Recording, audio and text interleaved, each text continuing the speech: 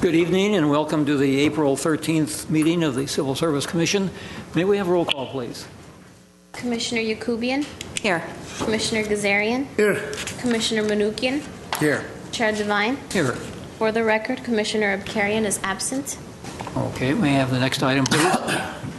Minutes for the meeting of March 23, 2016. Move to approve, dispense from reading. Second. That's unanimous approval. Next item, please. Oral communications. I have no cards. Is there anyone that wishes to address the Commission on items not on the agenda? Seeing none, we'll move to the next item. Recruitment and examination report. Mr. Doyle. Mr. Chair, members of the Commission, this item is a note and file, and it's a summary of our recruitment activity that's currently being undertaken by the staff. You've seen this report many times before. It has our recruitments listed by the staff member, the particular recruitment, filing period, and the dates of the exam. Again, in general, it's a pretty good indication of the work level. We continue to be busy. As far as the total number of processes, we're up to about 57 right now, and that's been hovering around 50, so it's up a bit. But again, as we complete them and establish eligibility lists, we end up with new ones that come on board. So anyway, if you have any questions about any of the recruitments listed here, I'd be happy to try and answer them. Otherwise, this is a note and file item. Okay, are any questions? Seeing none, we'll note and file it and move on to the next item, please. Eligible list established. Mr. Doyle. Mr. Chair, members of the Commission, this item is the eligible lists that have been established since our last meeting, which was a couple weeks ago. As you can see, again, continued busy staff work. We have 6 lists that have been established, 2 open, 2 promotional, and 2 promotional/open lists that have been established. As you can see, got the firefighter recruit on there with the big numbers that have come from that. We started with 1,655, and ultimately when the process was complete, we ended up with 104 on the eligible list. And we're in the process right now of making those final contacts and beginning the process of background investigation and all the other remaining portions of that process. You will also see the senior DNA specialist. That was an open recruitment in the police department, and that's actually one we're pretty happy to see a list of 5 for that. Very, very hard position to fill. There aren't a lot of people out there with those skills, and if the Commission will recall, just prior to this recruitment, we brought this specification back to you to reduce the master's degree requirement to a bachelor's degree. In our previous attempt to fill it, we ended up with a list with just 2 names, and both individuals declined job offers. So anyway, we're happy to see that it looks very promising that we'll be able to fill that very, very important position. So if you have any questions, these or any of the other items on this list, I'd be happy to try and answer them. Once again, this is a note and file item. Okay. Any questions? Seeing none, we'll move on, please. Request to cancel eligible list for fire communications operator. Yes, Mr. Doyle. Mr. Chair, members of the Commission, this is an action item that requires Commission approval if you agree to it. What we're doing is requesting to cancel an eligibility list for fire communications operator. As sometimes occurs, we establish a list, and ultimately we go through that list, either hiring people, people turn us down, people decline, they waive, and we get to a point where the list just becomes somewhat stale, and we'd like to give it a shot to start over again. This list was established in January of 2015, so it's about a year and 3 months old. We initially had 28 names on the list. We've essentially gone through 25 of those names. We were fortunate to have hired 3 off the list, although one of those 3 did resign while on probation. But we had 8 that failed the background investigation. which sounds like a big number, but it's actually pretty par for the course for this type of a position, as well as the high standards that we have in filling these types of positions. Then we had 12 that either withdrew, waived, or failed to respond. As I said before, after going through this, we're at a point in the list where we'd like to consider new names and request that this list be canceled as per the policy. So with that, if you have any further questions, Ms. Hunanian from my staff worked on this, and we also have Don Wise, who's the executive administrator for Verdugo Fire. So, what does it mean to 8 waived until further notice? What does that category mean, Matt? Commissioner Yakubian, when we have a list, we're constantly contacting names, seeing people's availability, and oftentimes someone will say, "Hey, I'm no longer interested. I got another job, and I'm moving on," and that would be considered a withdrawal. Some of the folks on the list will say, "I'm not interested now, but I might be interested 6 months from now, or whenever." I change my mind, and those are considered waivers until further notice. For our purposes, it's still the same effect as a withdrawal, because we need to hire people now, and if they're saying that they're temporarily waiving but might be interested later on, it really doesn't do us any good when we're trying to fill these positions. So that's basically the distinction between a withdrawal and a waiver. But you don't have any obligation to, since they went through the background check and passed, to basically determine one way or the other whether those 8 are still interested or not interested at all, or put them in the category where they're withdrawn for sure? Commissioner, I'm not sure. Are you talking about the 8 that failed background or the 8 that waived? The 8 that waived. Oh, the 8 that waived have not gone through a background. Oh, they haven't at all? Those are people that we just contacted and said, "Hey, we have an opening, are you interested?" And typically they'll say, "Not right now," or something like that. And that's that group. They haven't gotten quite that far yet. I see. Okay, any other? Yes, it seems to me that there were 28 eligible candidates on the list, and based on the numbers presented, there appears to be only 2 left, so I move to approve a new list. Second. Okay, I have a couple of quick questions before we vote on it. How many openings are there now for that position? Okay, Chair Devine, I'll have Don Weiss ask that, or answer that. Don Wise, Executive Administrator for the Verdugo Fire Communications Center. We currently have 4 openings for the position of Fire Communications Operator. Okay, and when do you plan advertising and giving the new test? As soon as possible. Okay, and do you think you'll be altering or changing any of the requirements in the test to get a better response, so we won't have all these people that failed or weren't responsive or withdrew? Is there something do you think can be done to get a better response? This is really interesting. This is the first time in our history of doing a recruitment that we've run through this many names as quickly as we have. The biggest problem and challenge that we have found is finding qualified candidates that can pass the background. So we do have a very high standard, and it's not the training process. I don't believe it's the recruitment process or the testing process, although we are going to look back at a different testing process this time, the company that we have used prior. So we're going to go back to that particular test. Thank you very much. Question.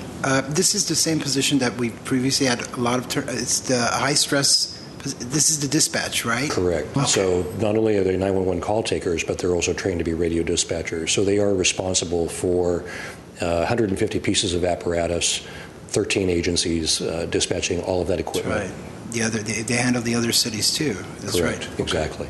Okay. And we are adding Vernon on board June 26th. I'm sorry. We're adding a new city.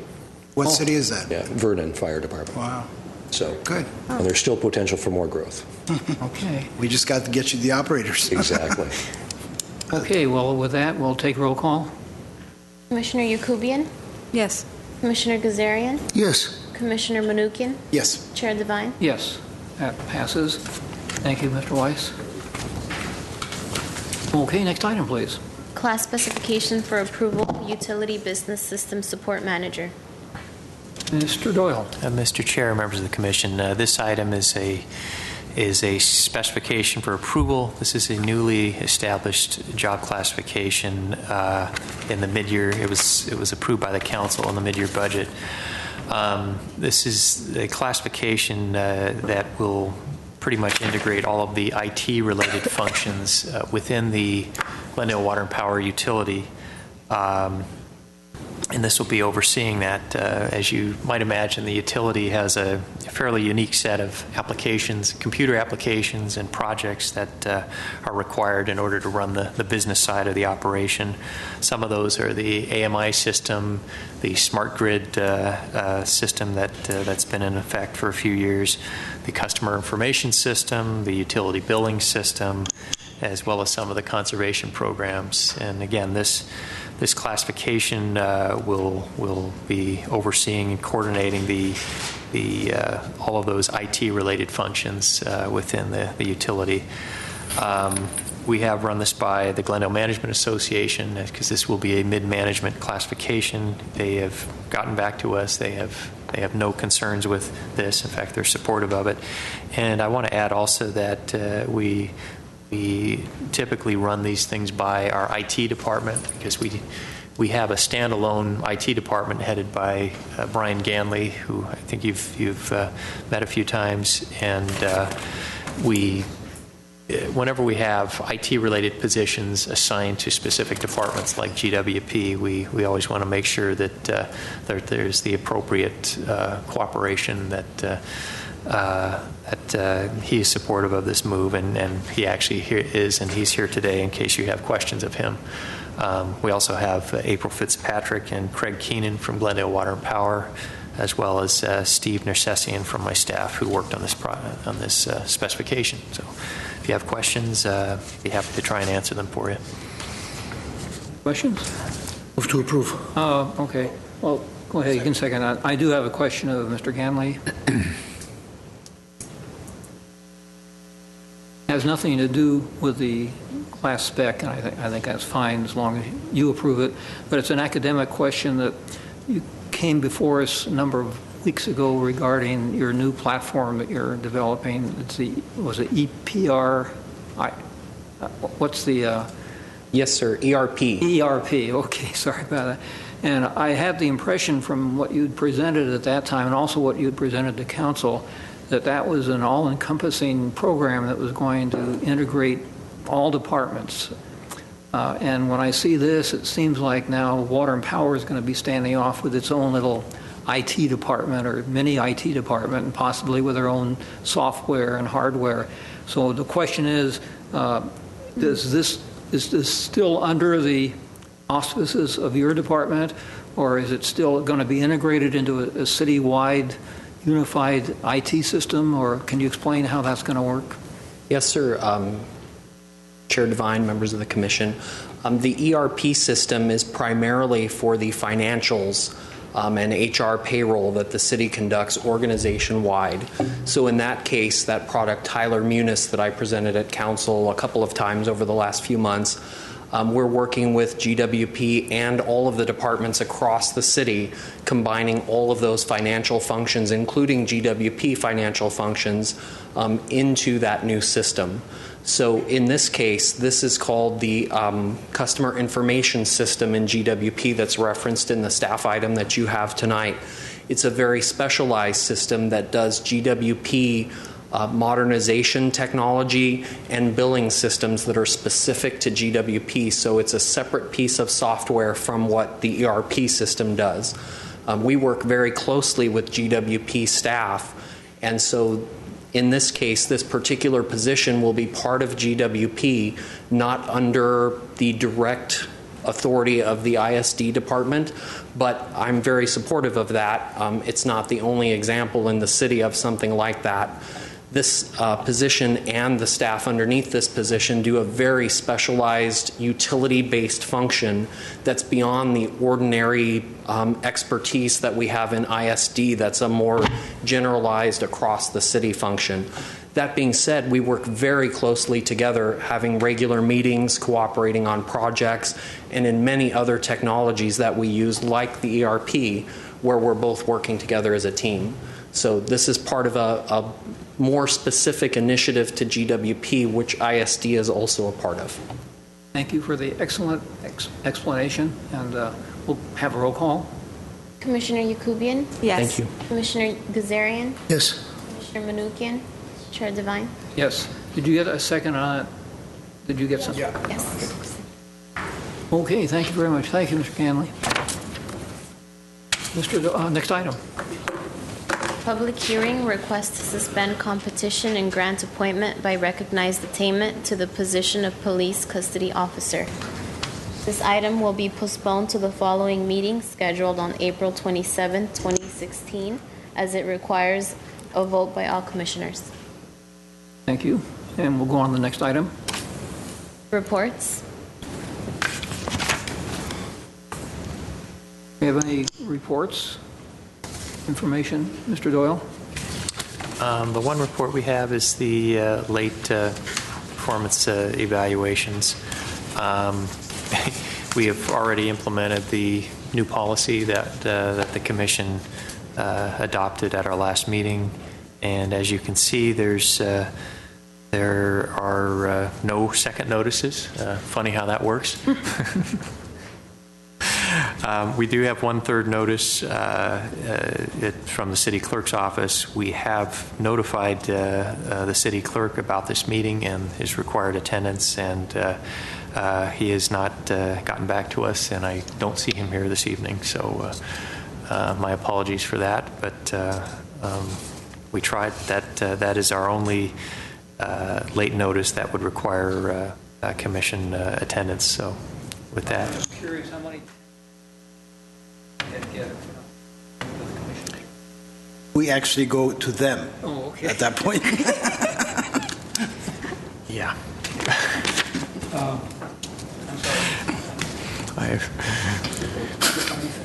I'm finished. Yes. Move to approve. What can I say? I do have a couple talked about. Mike. I'm sorry. Thank you. I know we've talked about special circumstance evaluations in the past, and I noticed, like under city managers, they show no past dues, but then they show one special circumstance, and on the community development, 3 special circumstance. Can you enlighten me again as to what that Certainly. means, please? And that's a great question, Mr. Chair. The special circumstances evaluations are situations where if a person is either out on leave or the supervisor, the one writing the evaluation, is out on some form of a leave. Typically, it's either medical or workers' comp related, or a situation where the evaluation simply can't be served due to circumstances beyond that department's particular control. So in these cases, again, whenever a department has that situation, they will contact me and my staff member, Ms. Jagaspanian, and they'll explain the circumstances, and essentially I would have to approve the placement of that evaluation on special circumstances, and then we follow up as soon as the person returns from the leave to make sure that that evaluation gets served as promptly as possible afterwards. So. Very good. Thank you very much. Okay, next item. Civil Service Commission staff comments. Any comments? Commissioners? Staff? Mr. Chair, Doyle. I would ask again, this item involving the 5 affirmative votes of the commission, we will be bringing that back on April the 13th, and I would... 27th. I'm sorry, April 27th. Today is the 13th. I would implore the commission, if you could all be there, that would enable us to move forward with that item. So I would appreciate if we could move on that on the 27th. Thank you. Okay, thank you. We have a motion for adjournment. Move to adjourn. Second. We are adjourned. Thank you very much.